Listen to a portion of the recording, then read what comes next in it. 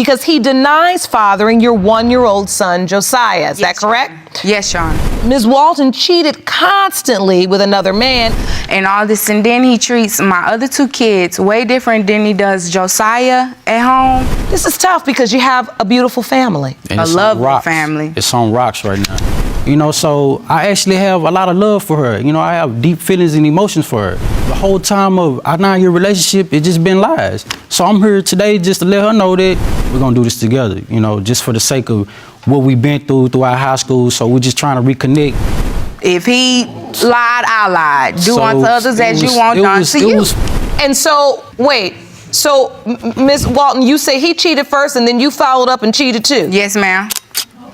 It begins inside a courtroom where the atmosphere is heavy with unresolved questions, broken trust, and years of emotional debris that 2 former high school sweethearts have carried into adulthood.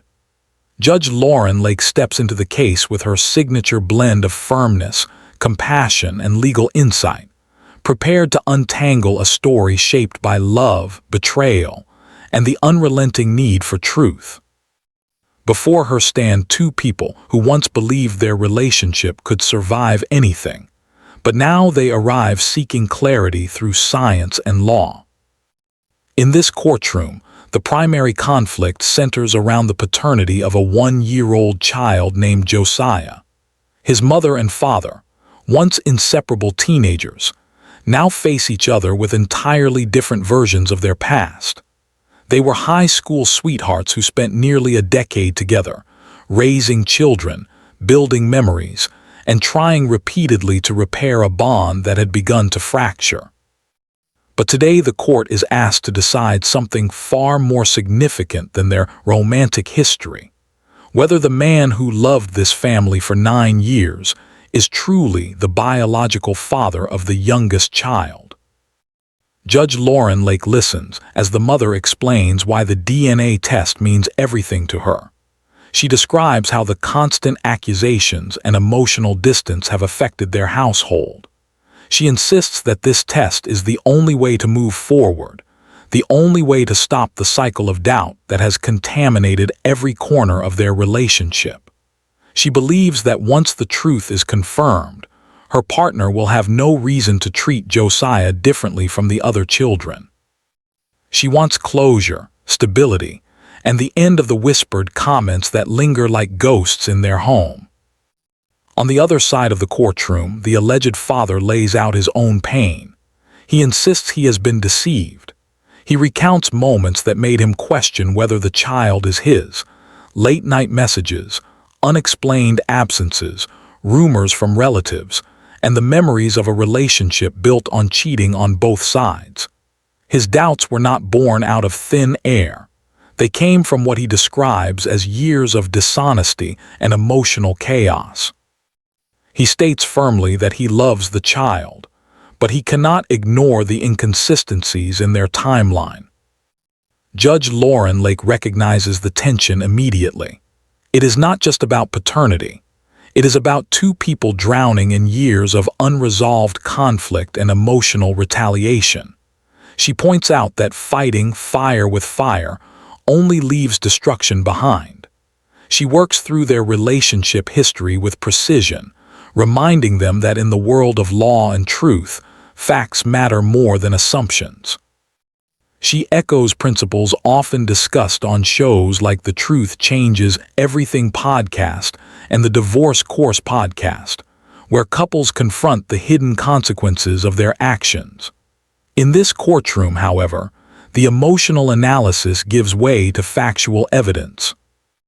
The mother admits openly that she cheated during the relationship. The father admits the same. Their timeline becomes crucial.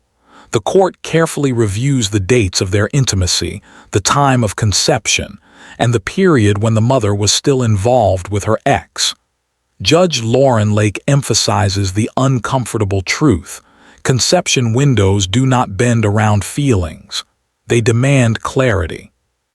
The couple explains how their relationship unraveled after high school due to jealousy, control issues, and unresolved hurt.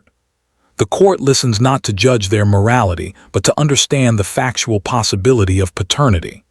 The mother insists that she used protection with her ex but not with her long-term partner, but Judge Lake reminds her that protection alone cannot eliminate reasonable doubt. The proximity of dates matters, and science replaces speculation. As the couple's story unfolds, the courtroom becomes a place where trauma collides with truth. Their 9-year bond is examined through the lens of legal logic, something often discussed in the relationship between law and justice debates on programs like the Game-Changing Attorney podcast. Judge Lake explains that justice in jurisprudence is built on fair evaluation, not emotional storytelling.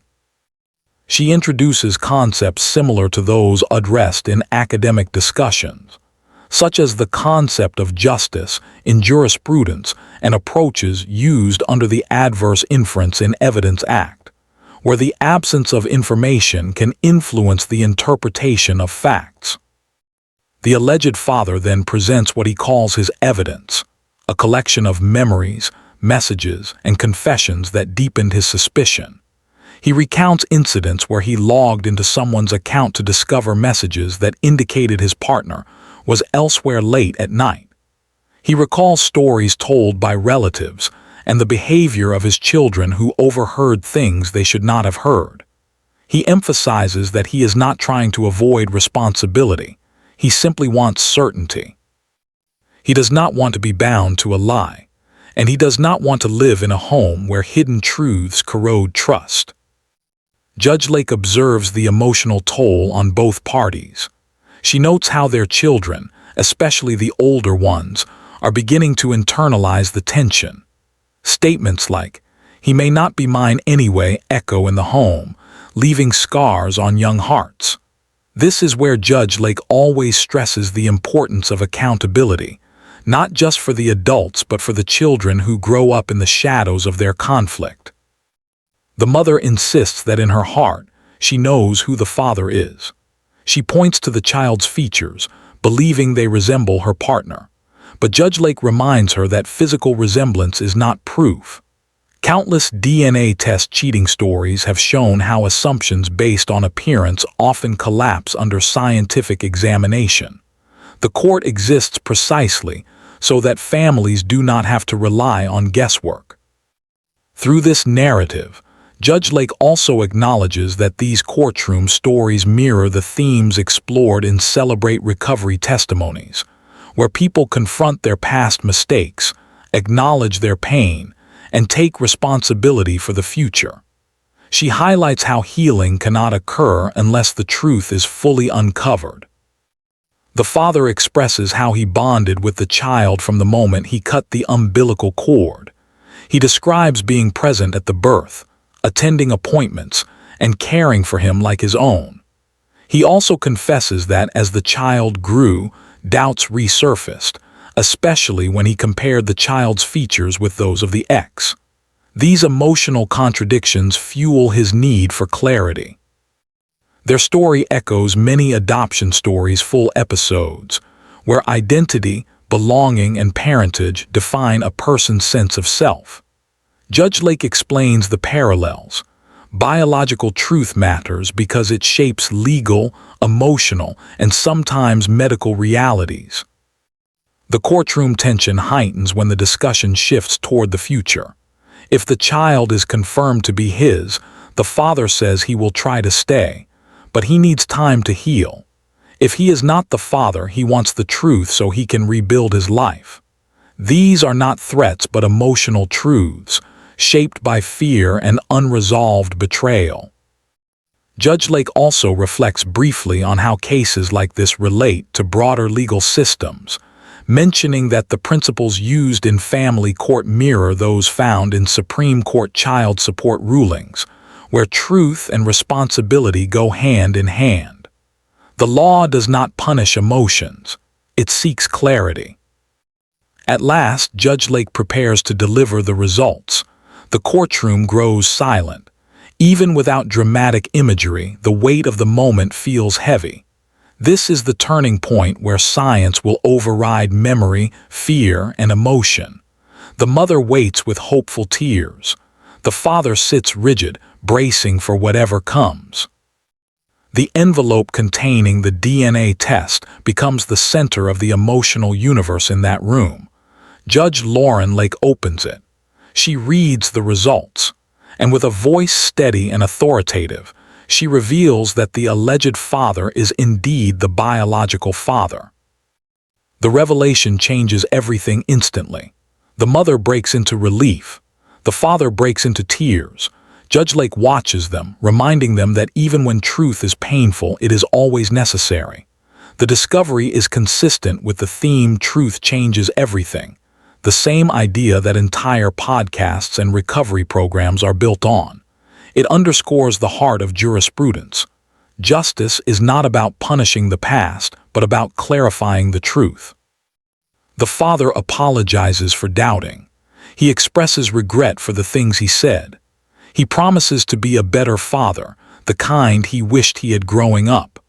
The mother feels validated but also aware that their healing requires more than the result.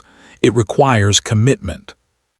Judge Lake emphasizes that the child deserves a stable home, and now that scientific truth is established, the emotional rebuilding must begin. After the emotional result is announced, Judge Lauren Lake shifts her focus from the scientific truth to the deeper emotional wounds that have shaped this couple's struggles. The courtroom remains intense, but there is now a different atmosphere, one where certainty replaces speculation, and where both individuals must reckon with the consequences of their own actions. The DNA test, which once symbolized fear and uncertainty, now becomes the foundation for rebuilding trust, if they choose to rebuild at all. Judge Lake acknowledges the father's emotional breakdown with empathy, yet she reminds him that accountability does not end with biology. Being the father means stepping into a lifelong responsibility, not because the court says so, but because justice and morality demand it.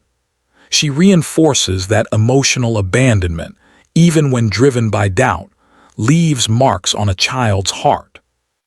She brings attention to the concept, often discussed in conversations about the relationship between law and justice, that legality establishes obligation, but justice demands compassion and consistency. The mother listens intently as Judge Lake unpacks the many layers of their conflict. She hears reminders about transparency, honesty, and how small secrets can fester into destructive forces when left unexplained. The judge calls attention to principles commonly highlighted on programs such as the Divorce Course podcast, where couples are reminded that unresolved emotional habits eventually become courtroom issues. The mother understands that even though the DNA test validated her truth, the relationship still carries unresolved damage. The judge returns to the timeline of their relationship. She explains in careful detail how mistrust develops when partners fail to communicate openly. She references how, in many real-world cases, courts examine not just immediate facts, but the pattern of behavior leading to disputes. She compares this to discussions found in legal commentary such as the Game-Changing Attorney podcast, where attorneys analyze how emotional instability can interfere with legal clarity. Judge Lake emphasizes that the law cannot erase poor communication. It can only respond to the consequences. The father reflects on his doubts, recognizing how past cheating on both sides clouded his perception. He realizes that he had based many of his assumptions not on proven facts, but on emotional memories and informal gossip. The judge gently introduces the idea similar to the adverse inference in evidence act, noting that when a person relies on assumptions rather than actual evidence, their perception becomes flawed. She reminds him that evidence must guide judgment, not fear. The couple's history becomes a lesson in how fragile relationships can be when infidelity enters the picture. Their story mirrors countless DNA test cheating stories shared online and in courtrooms, where suspicion grows into a storm that no relationship structure can fully withstand. These stories often show that emotional pain can create scenarios where people regret taking the test, not because of the result, but because of the truth it forces them to confront. Judge Lake explains that in some cases, people regret taking DNA tests only because the truth disrupts illusions they once depended on. But in this case, the truth offers a chance for healing. The judge transitions the courtroom into a broader reflection on justice as it relates to family dynamics.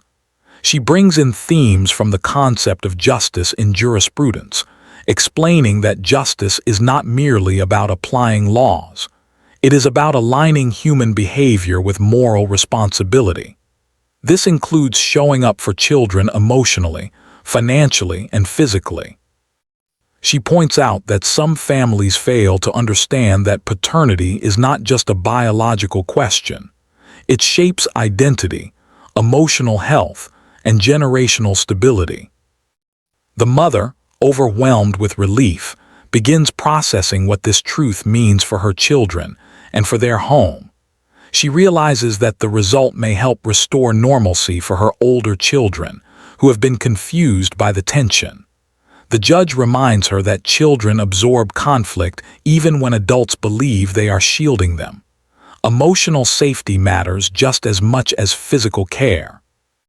Judge Lauren Lake also highlights how stories like theirs resemble the emotional journeys described in Celebrate Recovery testimonies, where individuals learn to confront their mistakes without shame, but with a desire for change.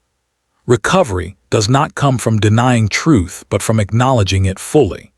She suggests that if the couple truly wants to rebuild, they must adopt a recovery mindset, one that faces honesty even when it hurts. As she addresses the father again, Judge Lake turns to the responsibilities tied to the confirmation of fatherhood. She discusses how legal obligations such as custody and Supreme Court, child support precedents, ensure that children are not left without financial stability. Even though this case is primarily about identity, it also touches on long-term responsibilities governed by law. She reassures him that the justice system exists not to punish parents, but to ensure children's needs come first. The father begins to acknowledge the emotional damage he contributed. His words reveal how deeply he feared being trapped in false responsibility, but he also admits that the fear blinded him to the love he had already built with the child. Judge Lake explains how many parents in similar situations struggle with internal conflict, loving the child they've raised, but fearing the implications of being deceived. These internal battles often resemble themes found in adoption stories' full episodes, where identity and belonging are questioned and redefined over time.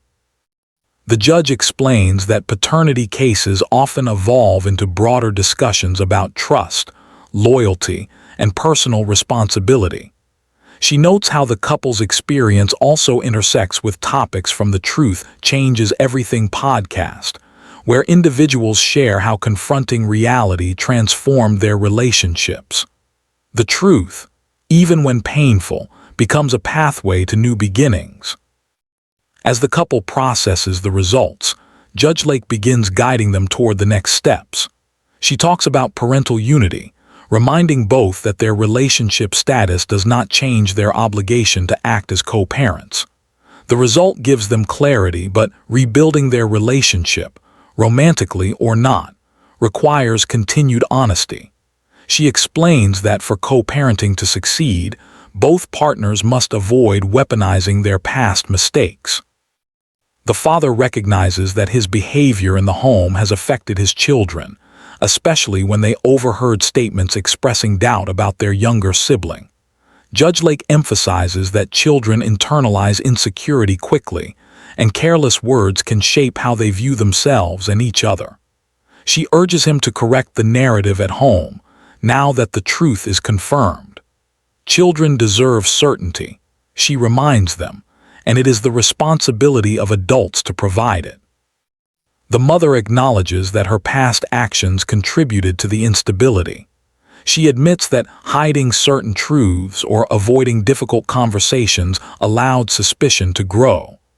Judge Lake encourages her to adopt a more transparent communication style. Relationships collapse when truth is withheld, even with good intentions. The judge then discusses how healing may require outside support. Many families turn to counseling or structured programs to rebuild trust after years of emotional damage. She draws parallels to stories from recovery and legal counseling platforms, emphasizing that couples who confront their issues together often emerge stronger. She highlights that long-term healing requires consistent effort, not temporary promises. Judge Lake also explains how the courtroom environment removes emotional chaos and replaces it with fact-driven clarity. She acknowledges that their case, while painful, provides a foundation for a healthier future because the truth is finally clear. Without this confirmation, emotional uncertainty would continue to damage the family dynamic.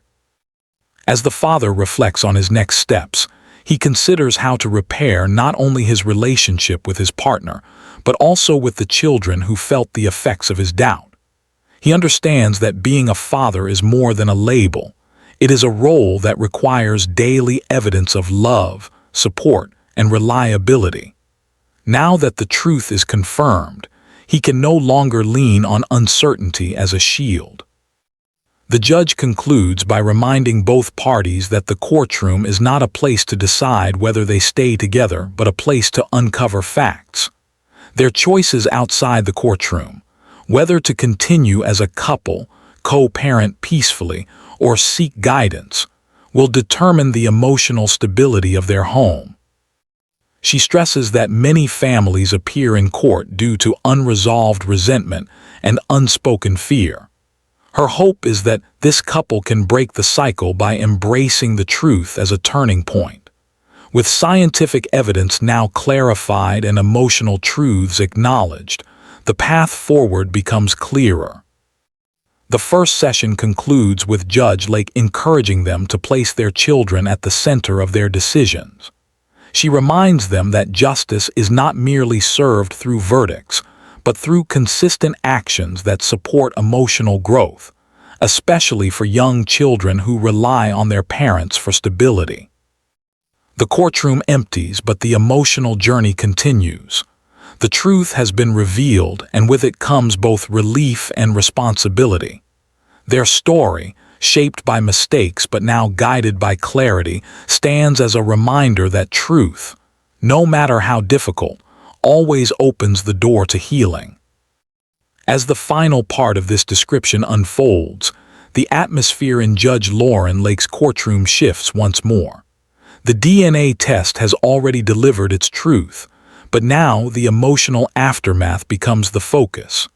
The couple's long journey, from high school romance to courtroom confrontation, has culminated in a result that confirms biological fatherhood. Yet Judge Lake understands that the real work begins not when the test is read, but when the parents decide what to do with the knowledge they now carry. The judge begins by outlining the deeper implications of the truth. She explains how families often struggle not because of legal uncertainty, but because they resist confronting emotional reality. This case, she says, mirrors many stories discussed on platforms such as Truth Changes Everything podcast, where individuals reveal how the truth can restructure their lives, whether they are ready or not. The judge points out that avoiding truth only delays healing, while embracing truth, no matter how painful, creates a future built on stable foundations.